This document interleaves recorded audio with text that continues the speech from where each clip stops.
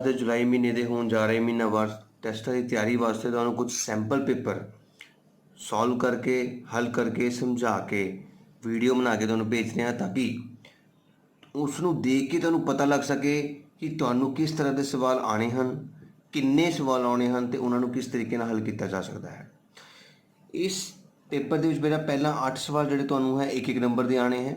ਉਸ ਤੋਂ ਬਾਅਦ 9ਵਾਂ ਤੇ 10ਵਾਂ ਸਵਾਲ 2 ਨੰਬਰ ਦਾ ਹੋਏਗਾ ਤੇ 11ਵਾਂ ਤੇ 12ਵਾਂ ਸਵਾਲ 4 ਨੰਬਰ ਦਾ ਹੋਏਗਾ ਤੇ 11ਵੇਂ ਤੇ 12ਵੇਂ ਦੇ ਵਿੱਚ ਤੁਹਾਨੂੰ ਇੰਟਰਨਲ ਚੁਆਇਸ ਆਏਗੀ। ਕਹਿਣ ਦਾ ਮਤਲਬ ਹੈ 11ਵੇਂ ਸਵਾਲ ਦੇ ਵਿੱਚ 2 ਸਵਾਲ ਦਿੱਤੇ ਹੋਣਗੇ, ਤੁਸੀਂ ਇੱਕ ਕਰਨਾ ਹੋਏਗਾ। ਇੱਦਾਂ ਹੀ 12ਵੇਂ ਸਵਾਲ ਦੇ ਵਿੱਚ ਵੀ 2 ਸਵਾਲ ਹੋਣਗੇ ਜਿਨ੍ਹਾਂ ਦੇ ਵਿੱਚੋਂ ਕੋਈ ਇੱਕ ਕਰਨਾ ਹੋਏਗਾ। ਹੁਣ ਇਸ ਮਾਡਲ ਪ੍ਰਸ਼ਨ ਪੱਤਰ ਨੂੰ ਧਿਆਨ ਨਾਲ ਦੇਖਣਾ ਹੈ। ਹੋ ਸਕਦਾ ਹੈ ਕਿ ਇਹਦੇ ਨਾਲ ਰਲਦੇ ਮਿਲਦੇ ਸਵਾਲ ਤੁਹਾਨੂੰ ਪੇਪਰ ਦੇ ਵਿੱਚ ਆ ਜਾਣ। ਪਹਿਲਾ ਸਵਾਲ ਹੈ ਪਰਿਮੇਯ ਸੰਖਿਆਵਾਂ ਦੇ ਸਮੂਹ ਨੂੰ, ਪਰਿਮੇਯ ਸੰਖਿਆਵਾਂ ਬੇਟਾ ਰੈਸ਼ਨਲ ਨੰਬਰਸ ਪਰਿਮੇਯ ਸੰਖਿਆਵਾਂ ਦੇ ਸਮੂਹ ਨੂੰ ਅੰਗਰੇਜ਼ੀ ਦੇ ਕਿਹੜੇ ਅੱਖਰ ਨਾਲ ਲਿਖਿਆ ਜਾਂਦਾ ਹੈ। ਤੇ ਤੁਹਾਨੂੰ ਸਾਰਿਆਂ ਦਾ ਪਤਾ ਹੋਣਾ ਚਾਹੀਦਾ ਬੇਟਾ ਕਿ ਸਾਡੇ ਕੋਲ ਜਿੰਨੀਆਂ ਵੀ ਸੰਖਿਆਵਾਂ ਨੇ ਉਹਨਾਂ ਨੂੰ ਅੰਗਰੇਜ਼ੀ ਦੇ ਕਿਹੜੇ ਅੱਖਰ ਨਾਲ ਲਿਖਿਆ ਜਾਂਦਾ ਹੈ, ਤਾਂ ਕਿ ਜ਼ਰੂਰੀ ਥੋੜ੍ਹਾ ਕਿ ਉੱਥੇ ਪਰਿਮੇਯ ਸੰਖਿਆਵਾਂ ਹੀ ਆਊਗਾ, ਕੋਈ ਵੀ ਆ ਸਕਦਾ, ਪ੍ਰਾਕ੍ਰਿਤਿਕ ਵੀ ਹੋ ਸਕਦਾ ਹੈ, ਪੂਰਨ, ਸੰਪੂਰਨ, ਵਾਸਤਵਿਕ, ਤੇ ਮੈਂ ਤੁਹਾਨੂੰ ਸਾਰਾ ਕੁਝ ਦੱਸੂਗਾ। ਇਸੇ ਤਰ੍ਹਾਂ ਇੱਕ ਦੂਜਾ ਸਵਾਲ ਦੇਖੋ, ਹਰੇਕ ਪਰਿਮੇਯ ਸੰਖਿਆ ਇੱਕ ਪੂਰਨ ਸੰਖਿਆ ਹੁੰਦੀ ਹੈ, ਸਹੀ ਜਾਂ ਗਲਤ। ਇਹਨਾਂ ਦੋਨਾਂ ਸਵਾਲਾਂ ਲਈ ਤੁਹਾਨੂੰ ਮੈਂ ਇੱਕ ਟੇਬਲ ਦਿਖਾ ਰਿਹਾ, ਧਿਆਨ ਨਾਲ ਦੇਖਣਾ ਸਾਰਿਆਂ ਨੇ। देखो बेटा साढ़े को सब तो पहला प्राकृतिक संख्या मतलब नेचुरल नंबर, फिर पूर्ण संख्या मतलब होल नंबर्स, फिर संपूर्ण संख्यावां मतलब इंटीजर्स एंड फिर परिमेय संख्यावां रैशनल नंबर, अपरिमेय संख्यावां इरैशनल नंबर ते वास्तविक संख्यावां रियल नंबर। ये 6 जिहड़े नंबर ने ये तरतीबवाज ने, लड़ी वांग ने। पर सब तो पहला नैचुरल नंबर मतलब प्राकृतिक संख्यावां बणियां सन ਜਿਹੜੀ कि 1 ਤੋਂ ਸ਼ੁਰੂ ਹੁੰਦੀਆਂ ਨੇ। ਫਿਰ ਪੂਰਨ ਸੰਖਿਆਵਾਂ ਬਣੀਆਂ ਜਦੋਂ 0 ਦੀ ਖੋਜ ਹੋਈ ਤੇ 0 ਤੋਂ ਸਟਾਰਟ ਹੋਣ ਲੱਗ ਗਈਆਂ ਸੰਖਿਆਵਾਂ ਤੇ ਉਹਨਾਂ ਨੂੰ ਪੂਰਨ ਸੰਖਿਆਵਾਂ ਕਿਹਾ ਗਿਆ। ਫਿਰ ਸੰਪੂਰਨ ਸੰਖਿਆਵਾਂ ਜਦੋਂ ਮਾਈਨਸ ਦੀ ਖੋਜ ਹੋਈ ਤੇ ਮਾਈਨਸ ਦੀ ਗਿਣਤੀ ਵੀ ਆ ਗਈ ਤੇ ਸਾਰੇ ਮਾਈਨਸ ਦੇ ਅੱਖਰ ਸਾਰੇ ਪਲੱਸ ਦੇ ਅੱਖਰ ਦੇ ਨਾਲ 0 ਬਣ ਗਿਆ ਸੰਪੂਰਨ ਸੰਖਿਆਵਾਂ। ਫਿਰ ਪਰਿਮੇਯ ਸੰਖਿਆਵਾਂ ਜਦੋਂ ਬਟੇ ਦੀ ਰਕਮਾਂ ਭਿੰਨਾਂ ਸ਼ੁਰੂ ਹੋਈਆਂ 2/4 5/6 ਤੇ ਇਹ ਸਾਰੀਆਂ ਭਿੰਨਾਂ ਨੇ ਕਿਹਦਾ ਰੂਪ ਲੈ ਲਿਆ, ਪਰਿਮੇਯ ਸੰਖਿਆਵਾਂ ਦਾ। अपरिमेय संख्यावां ਜਿਹੜੀਆਂ ਸੰਖਿਆਵਾਂ ਸਾਡੇ ਕੋਲ ਅਨਆਵਰਤੀ ਸੀਗੀਆਂ, ਅਸ਼ਾਂਤ ਅਨਾਵਰਤੀਆਂ, ਜਿੱਦਾਂ ਵਰਗਮੂਲ 2 ਵਰਗਮੂਲ 3 ਵਰਗਮੂਲ 5 ਤੇ ਵਾਸਤਵਿਕ ਦੇ ਵਿੱਚ ਸਾਰੀਆਂ ਸੰਖਿਆਵਾਂ ਨੂੰ ਇਹ ਸਾਰੀਆਂ ਸੰਖਿਆਵਾਂ ਵਾਸਤਵਿਕ ਸੰਖਿਆਵਾਂ ਕਹਿਲਾਉਂਦੀਆਂ ਹਨ। ਸਾਰੀਆਂ ਪਰਿਮੇਯ ਸਾਰੀਆਂ ਅਪਰਿਮੇਯ ਵਾਸਤਵਿਕ ਸੰਖਿਆਵਾਂ ਹੁੰਦੀਆਂ ਹਨ। ਹੁਣ ਸਭ ਤੋਂ ਪਹਿਲਾਂ ਯਾਦ ਰੱਖਣਾ ਹੈ ਕਿ ਪ੍ਰਾਕ੍ਰਿਤਿਕ ਸੰਖਿਆ ਜਾਂ ਨੈਚੁਰਲ ਨੰਬਰ ਨੂੰ ਇੰਗਲਿਸ਼ ਦੇ ਕਿਹੜੇ ਅੱਖਰ ਨਾਲ ਜਾਣਿਆ ਜਾਂਦਾ ਹੈ, ਇੰਗਲਿਸ਼ ਦੇ ਐਨ ਅੱਖਰ ਨਾਲ ਜਾਣਿਆ ਜਾਂਦਾ ਹੈ। ਪੂਰਨ ਸੰਖਿਆ ਜਾਂ ਹੋਲ ਨੰਬਰਸ ਨੂੰ W ਨਾਲ ਜਾਣਿਆ ਜਾਂਦਾ ਹੈ। ਸੰਪੂਰਨ ਸੰਖਿਆਵਾਂ ਇੰਟੀਜਰਸ ਨੂੰ I ਦੇ ਨਾਮ ਤੋਂ ਵੀ ਜਾਣਿਆ ਜਾਂਦਾ ਹੈ ਤੇ Z ਦੇ ਨਾਮ ਤੋਂ ਵੀ ਜਾਣਿਆ ਜਾਂਦਾ ਹੈ। ਦੋ ਨਾਮ ਇਹਨੂੰ ਦਿੱਤੇ ਗਏ ਨੇ। ਪਰਿਮੇਯ ਸੰਖਿਆਵਾਂ ਹੁਣ ਦੇਖੋ ਸਾਰੇ ਦੇਖੋ ਇੱਥੋਂ N ਲੈ ਲਿਆ, ਇੱਥੋਂ W ਲੈ ਲਿਆ, ਇੱਥੋਂ I ਲੈ ਲਿਆ, ਪਰ ਰੈਸ਼ਨਲੀ R ਨਹੀਂ ਲਿਆ ਬੇਟਾ। ਰੈਸ਼ਨਲ ਨੰਬਰ ਜਿਹੜਾ ਹੈ ਪਰਿਮੇਯ ਸੰਖਿਆ ਜੋ ਕਿ ਸਾਡਾ ਸਵਾਲ ਸੀਗਾ ਪਹਿਲਾ, ਉਹ Q ਤੋਂ ਰਿਪਰੈਜ਼ੈਂਟ ਹੁੰਦਾ ਹੈ। ਧਿਆਨ ਰੱਖਣਾ ਹੈ ਪਰਿਮੇਯ ਸੰਖਿਆਵਾਂ ਇੰਗਲਿਸ਼ ਦੇ ਕਿਹੜੇ ਅੱਖਰ ਤੋਂ ਰਿਪਰੈਜ਼ੈਂਟ ਹੁੰਦੀ ਹੈ, Q ਤੋਂ। अपरिमेय संख्यावां बेटा T तो ते वास्तविक संख्यावां R तो ਹੁੰਦੀਆਂ ਨੇ। ਇਹ ਦੋ ਸੰਖਿਆਵਾਂ ਇਦਾਂ ਦੀਆਂ ਨੇ ਜਿਹੜੀ ਬੇਟਾ ਆਪਣੇ ਸ਼ੁਰੂਆਤ ਦੇ ਅੱਖਰ ਤੋਂ ਸ਼ੁਰੂ ਨਹੀਂ ਹੁੰਦੀਆਂ ਨੇ।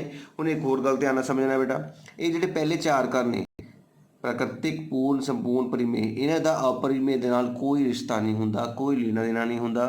जे कदे भी तुहानूं पेपर दे सवाल आ जाए कि सारियां प्राकृतिक संख्यावां अपरिमेय हुंदियां हन जां पूर्ण दे नाल, मतलब प्राकृतिक दे नाल अपरिमेय लिखिया आ जाए, कदे भी पूर्ण दे नाल लिखिया आ जाए, संपूर्ण दे नाल जां परिमेय दे नाल, ते हमेशा गलत लिखना है, आंसर हमेशा गलत आएगा। मेरी गल समझ लग रही है। अपरिमेय सिर्फ वास्तविक संख्या दे नाल लिंक रखता है। जिदा आप कहने कि एक कहने आप विलेज है, एक आप गाँव आ, ठीक है, पिंड है एक, उस पिंड दे विच 1 2 3 4 5 6 जिहड़े आ वो घर है, सिर्फ 6 घरां दी एक लोकैलिटी है। उहदे विच की होया कि जिहड़े 1 2 3 4 5 घर है, जिद्दां आ घर प्राकृतिक दा हो गया, इस तो वड्डा घर पूर्ण दा हो गया, इस तो वड्डा घर संपूर्ण दा हो गया, इस तो वड्डा घर परिमेय दा हो गया। पर अपरिमेय जिहड़ा है वो साइड ते रहिंदा है ते इह सारा घर वास्तविक दा हो गया। ਇਹਦਾ मतलब ਇਹ ਜਿਹੜੇ 4 ਨੇ ਆਪਸ ਦੇ ਰਿਸ਼ਤੇਦਾਰ ਨੇ ਤੇ ਜਿਹੜੇ ਇਸ ਪੂਰੇ ਵਾਸਤਵਿਕ ਸੰਖਿਆਵਾਂ ਦੇ ਪਿੰਡ ਵਿੱਚ ਰਹਿੰਦੇ ਨੇ ਤੇ ਅਪਰਿਮੇय ਸੰਖਿਆਵਾਂ ਜਿਹੜੀ ਹੈ ਇਹ ਵੱਖਰਾ ਰਹਿੰਦਾ ਹੈ। ਸਿਰਫ ਇਸ ਦਾ ਲਿੰਕ ਇਸ ਪੂਰੇ ਵਾਸਤਵਿਕ ਸੰਖਿਆਵਾਂ ਪਿੰਡ ਦੇ ਨਾਲ ਹੈ ਕਿ ਹਾਂਜੀ ਇਹ ਪਿੰਡ ਦੇ ਅੰਦਰ ਹੈ, ਪਰ ਇਹਨਾਂ ਚਾਰਾਂ ਨਾਲ ਇਸ ਦਾ ਕੋਈ ਲੈਣਾ ਦੇਣਾ ਨਹੀਂ ਹੈ। ਇਸ ਕਰਕੇ ਜਦੋਂ ਵੀ ਤੁਹਾਨੂੰ सही ਜਾਂ गलत वाला सवाल आवे उस विच प्राकृतिक पूर्ण संपूर्ण ते परिमेय इन्हां चारां दे नाल जे इस दी बात की जाए, इस दी गल की जाए तो हमेशा गलत बोलोगे। अदरवाइज जे उपरों थल्ले आ रहे हो मतलब हरेक प्राकृतिक संख्यावां पूर्ण संख्यावां होंदियां हन, हरेक प्राकृतिक संख्यावां संपूर्ण संख्यावां होंदियां हन, हरेक पूर्ण संख्यावां परिमेय संख्यावां मतलब पहला जेकर उपरों थल्ले जे आह वाली चीज़ ਇਹਦੇ ਵਿੱਚ ਹੁੰਦੀ ਹੈ, ਆਹ ਚੀਜ਼ ਇਹ ਹੁੰਦੀ ਹੈ, ਆਹ ਚੀਜ਼ ਇਹ ਹੁੰਦੀ ਹੈ, ਉੱਪਰੋਂ ਥੱਲੇ ਆਉਂਗੇ ਤਾਂ ਹਮੇਸ਼ਾ ਸੱਚ ਸਹੀ ਤੇ ਜੇ ਥੱਲੋਂ ਉੱਪਰ ਚਲੇ ਗਏ ਤਾਂ ਹਮੇਸ਼ਾ ਗਲਤ ਹੈ। ਇਸ ਗੱਲ ਦਾ ਧਿਆਨ ਰੱਖਣਾ ਹੈ। ਤੇ ਹੁਣ ਸਾਡੇ ਕੋਲ ਜਿਹੜਾ ਸਵਾਲ ਸੀਗਾ ਉਹ ਧਿਆਨ ਨਾਲ ਦੇਖਣਾ ਤੁਸੀਂ। परिमेय संख्यावां के समूह ਨੂੰ अंग्रेजी ਤੇ ਕਿਹੜੇ ਅੱਖਰ ਨਾਲ ਲਿਖਿਆ ਜਾਂਦਾ ਹੈ? ਤੁਸੀਂ ਯਾਦ ਕਰ ਚੁੱਕੇ ਹੋ ਕਿਊ ਦੇ ਨਾਲ ਲਿਖਿਆ ਜਾਂਦਾ ਹੈ, ਬਿਲਕੁਲ ਸਹੀ। Which letter represent a set of rational numbers Q. हरेक परिमेय संख्यावां एक पूर्ण संख्या हो सकती है। मैं हुणे तुहानूं समझाया सी कि जे उपरों थल्ले परिमेय संख्यावां एक पूर्ण संख्या तुसीं देख सकते हो। हरेक परिमेय संख्यावां एक पूर्ण संख्यावां देखो परिमेय तो पूर्ण जा रहा उपर नूं जा रहा ना थल्लों, जे थल्लों उपर जाना तो हमेशा की हुंदा है गलत हुंदा है। इस करके सवाल की होएगा फॉल्स मतलब गलत होएगा। लगी समझ बेटा? दो सवाल तो समझा देते हैं। अगला सवाल देखो बहुपद 3x माइनस 1 की घात कितनी है? घात होंगी है जो चल होंगे ना वेरीएबल होंगे उसके उपर जी घात लगी होती है वड्डी तो वड्डी घात जो कुछ ना लगी हो तो की होंगी है एक घात तो degree of the polynomial is 1। जेकर पी एक्स बराबर है एक्स की 2 माइनस 1 होवे तो पी के ब्रैकेट के विच एक का मुल की होगा। तो मैं दसिया सीगा जे पी के ब्रैकेट के विच एक आ गया तो तुसीं एक्स नूं एक भरना है तो पी एक बराबर एक की घात 2 माइनस 1 तो सारिਆਂ ਨੂੰ पता है एक की जिन्नी मर्जी घात हो वो एक ही होंदा है तो एक माइनस 1 कितना हो गया 0 तो बी साडा की हो गया आंसर हो गया बेटा। अगला सवाल देखो बेटा दिते समतल विच एक्स तुरा ते वाई तुरा जिथे आपस विच कटदे हन उस बिंदु के निर्देशांक किहड़े होंदे हन?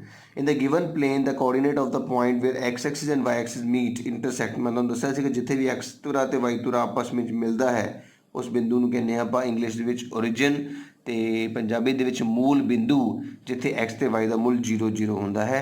इस करके डी का मुल कितना होएगा 0 0। दिते चित्र विच एम के निर्देशांक पता करो। ध्यान नाल देखना बेटा दिते चित्र विच एम के निर्देशांक मैं तुहानूं दस्सिया जो भी दिते चित्र विच किसी भी बिंदु के निर्देशांक पता करने होण तो उस बिंदु ते पेन रख के असीं एक्स तो रेवल देखते हैं कितना बिंदु है। एक्स तो रेवल बेटा देखो -3 है तो वाई तो रेवल कितना है 4 है। तुसीं देख सकते हो -3 तो 4 पहला बिंदु -3 है दूजा बिंदु 4 है तो ये ऑप्शन तुहाडा बिल्कुल सही आंसर होएगा। What are the coordinate of point M in the given figure. अगला सवाल एक शांत रेखा दोनों पासे अनिश्चित रूप में बताई जा सकती है ठीक या गलत। A terminated line can be produced indefinitely on both the sides. ये जैसा साडा यूक्लिड का जिहड़ा एग्जियम्स स्वै सिद्ध तुहानूं याद कराए सीगे मैं अपनी 5वें जिहड़ा चैप्टर समझाउण दे विच सब तो पहले जानकारी दी सी तुहानूं इंट्रोडक्शन की वीडियो से उहदे सारा दस्सिया गया सीगा कि एक टर्मीनेटेड लाइन जी है हमेशा टर्मीनेटेड लाइन का मतलब होंदा बेटा एक लाइन जी है वो डैश डैश डैश करके अगे जा रही है तो डैश डैश डैश करके पिछे भी जा रही है। इसका मतलब डैश का मतलब होंदा है कि इनू जिन्ना मर्जी अगे जिन्ना मर्जी पिछों बढ़ाया जा सकता है। बिल्कुल सही ठीक है। और terminated line can be produced indefinitely on both sides बिल्कुल राइट है ट्रू। पूर्ण अपने भाग तो डैश होंदा है। मैं तुहानूं ये भी यूक्लिड के जिहड़े एग्जियम सीगे या स्वैध सिद्ध सीगे उहदे विच याद कराया सीगा कि एक पूर्ण लाइन है ये उहदा भाग है छोटा जा तो पूर्ण अपने भाग तो वड्डा होंदा है। Whole is always greater than the part. Next है 2 और 3 के विचकार कोई दो परिमेय संख्यावां पता करो। हुण 2 और 3 के विचकार देखो बटे वाली रकम नहीं है 2 ते 3 के विचकार कितना लभांगे देखो ध्यान सारे 2/1 3/1। मैं कैसे ना जो भी थले वाले हर बराबर हो जान फिर 10 0 लगा दिया करो एक। हुण देखो 20 ते 30 के विचकार लिखना है 21/10 22/10 दो संख्यावां हो गया खत्म। तो लेकिन जेकर तुसी थोड़ा जिहा दिमाग लगाओ तो 2 ते 3 के विचकार परिमेय संख्यावां सीधा ही लिख सकते सी 2.1 2.2 2.3 बहुत सारिया संख्यावां होंदियां ने तुसी सीधा भी लिख दोगे 2.1 2.2 तां भी तुहाडा आंसर सही मन्निया जाएगा। सवाल देखो बेटा जेकर x माइनस 1 पी एक्स का एक गुणनखंड होवे तां k दा मूल पता करो। बहुत इंपॉर्टेंट सवाल है बेटा ये कि जेकर कोई जी एक्स इनू आपां छोटी वाली नूं जी एक्स बोलते सीगे ते वड्डी वाली नूं पी एक्स बोलते हैं। जो भी गुणनखंड दिता हो असीं की करते सी पी एक्स लिखते सीगे जी एक्स लिखते सीगे तो जी एक्स नूं असीं बराबर 0 रखना होंदा है। हमेशा जी एक्स नूं जो 0 के बराबर किया तो एक्स -1 तो की बन गया +1। हुण एक्स की वैल्यू जी आपां किहदे विच भरनी होंदी है पी एक्स विच। देखो जिथे जिथे x ਸੀਗਾ x ਦੀ ਘਾਤ 2 ਸੀ ਮੈਂ x ਦੀ ਘਾਤ 2 ਲਿਖ ਲਿਆ ਜਮਾ 1 ਜਮਾ k ਤੇ ਜੇ ਗੁਣਨਖੰਡ ਦਿੱਤਾ ਹੋਵੇ ਤਾਂ ਕਿਹਦੇ ਬਰਾਬਰ ਕਰਦੇ ਆ 0 ਦੇ। 1 ਦੀ ਘਾਤ 2 1 ਹੁੰਦਾ 1 ਜਮਾ 1 2 2 ਉੱਧਰ ਜਾ ਕੇ ਮਾਈਨਸ ਹੋ ਗਿਆ ਤਾਂ k ਦਾ ਮੁੱਲ ਕਿੰਨਾ ਆ ਗਿਆ -2 ਆ ਗਿਆ। ਯਾਦ ਰੱਖਣਾ ਬੇਟਾ ਜਦੋਂ ਵੀ ਸਾਨੂੰ ਫੈਕਟਰ ਕਿਹਾ ਗਿਆ ਹੋਵੇ ਗੁਣਨਖੰਡ ਕਿਹਾ ਗਿਆ ਹੋਵੇ ਤਾਂ ਅਸੀਂ gx ਤੋਂ ਜਿਹੜੀ 1 ਦੀ x ਦੀ ਵੈਲਿਊ ਨਿਕਲਦੀ ਹੈ ਉਸ ਨੂੰ px ਵਿੱਚ ਭਰ ਕੇ ਬਰਾਬਰ 0 ਰੱਖਣਾ ਹੁੰਦਾ ਹੈ। ਇਸ ਗੱਲ ਦਾ ਧਿਆਨ ਰੱਖਣਾ ਹੈ। 11वें सवाल भी देखो बेटा गुणनखंड बनाने को कह रहा है। मैं तो मिडल स्प्लिटिंग गुणनखंड विधि कराई हुई है।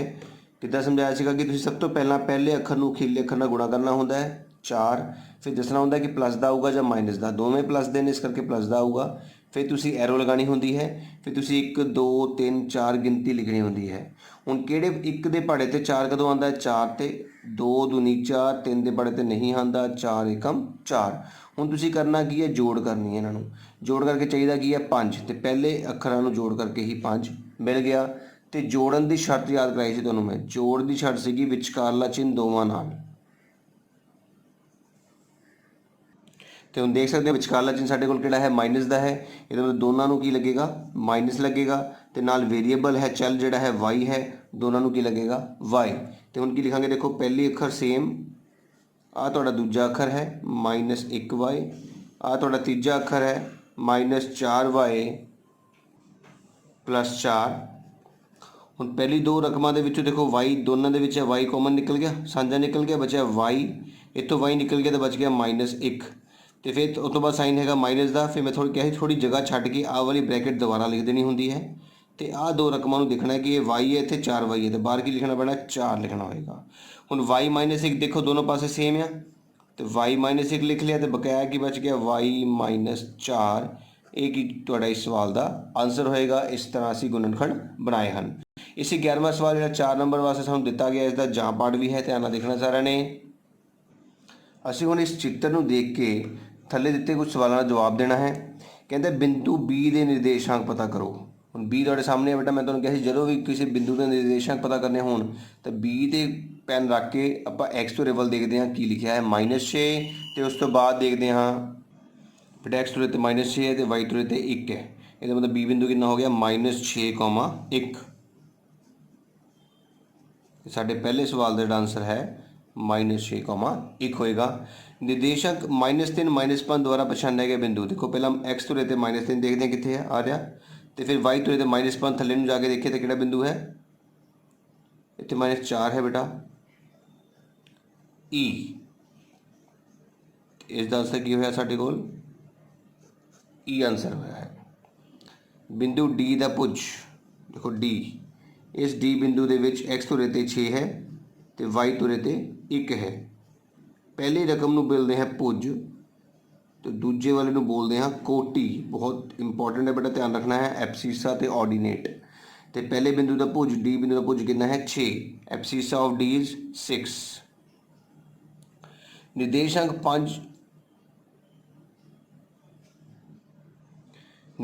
5 ते -2 द्वारा पछाणिया गया बिंदु देखो 5 x 5 या x तो देते तो -2 ना पछाणिया गया बिंदु किहड़ा है C। तो इस सवाल का साडा किहड़ा आंसर होएगा C आंसर होएगा। तो इस तरह तुसी ग्राफ तो देख के भी कुछ सवालों के आंसर देने होंगे ने इदा का सवाल भी आ सकता है बेटा। इस करके ध्यान नाल देखना है कि किस तरह सानू पता लगता है कि पहले अखर नूं भुज बोलते हैं दूजे नूं कोटि।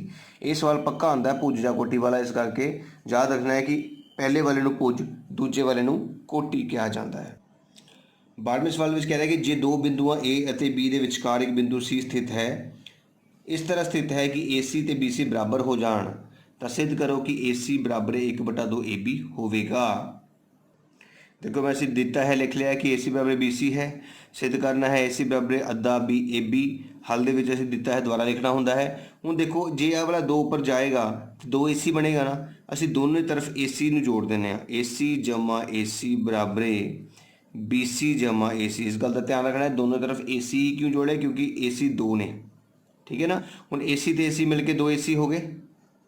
तो ध्यान नाल देखो साडे कोल एक रेखा सीगी A ते B जिस दे विचकार C बिंदु सीगा तो A तो C तक तो B तो C तक मिल के की बनती है पूरी रेखा AB। तो ये की बन गया AB।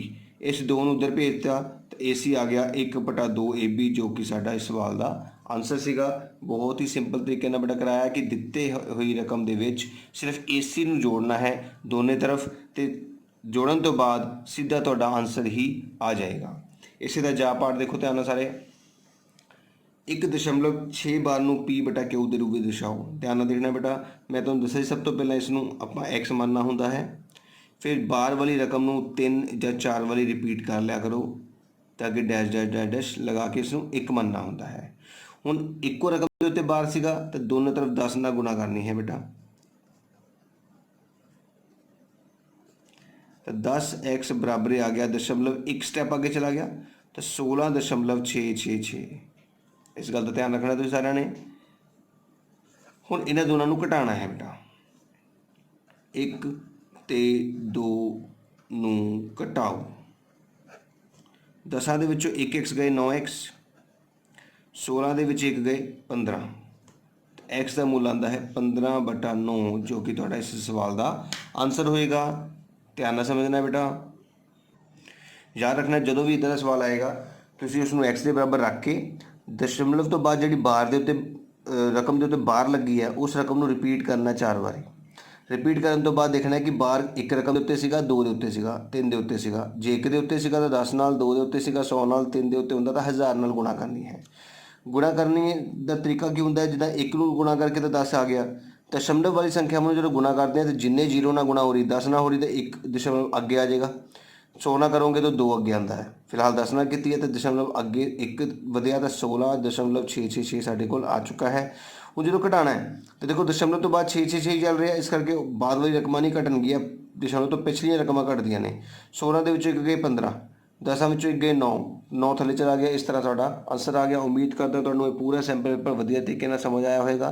ਅਤੇ ਜੇਕਰ ਹਜੇ ਤੱਕ ਕਿਸੇ ਬੱਚੇ ਨੇ ਮੇਰੀ ਵੀਡੀਓ ਪਹਿਲੀ ਵਾਰ ਦੇਖੀ ਹੈ ਅਤੇ ਮੇਰੇ ਚੈਨਲ ਨੂੰ ਹਜੇ ਤੱਕ ਸਬਸਕ੍ਰਾਈਬ ਨਹੀਂ ਕੀਤਾ ਹੈ ਤਾਂ ਜ਼ਰੂਰ ਸਬਸਕ੍ਰਾਈਬ ਕਰਿਓ ਅਤੇ ਬੈਲ ਆਈਕਨ ਵੀ ਨਾਲ ਬਣਿਆ ਹੋਇਆ ਉਹਨੂੰ ਪ੍ਰੈਸ ਕਰਕੇ ਆਲ ਕਰ ਦਿਓ ਤਾਂ ਕਿ ਮੇਰੇ ਅਗਲੇ ਸੈਂਪਲ ਪੇਪਰ ਜਾਂ ਅਗਲੇ ਚੈਪਟਰਸ ਦੀ ਜੋ ਵੀਡੀਓਜ਼ ਬਣਾਉਣੀ ਹੈ ਮੈਂ ਉਹ ਤੁਹਾਨੂੰ ਤੁਹਾਡੇ ਫ਼ੋਨ 'ਤੇ ਨੋਟੀਫਿਕੇਸ਼ਨ ਆ ਜਾਏ। ਓਕੇ ਬੇਟਾ, ਆਲ ਦੀ ਬੈਸਟ।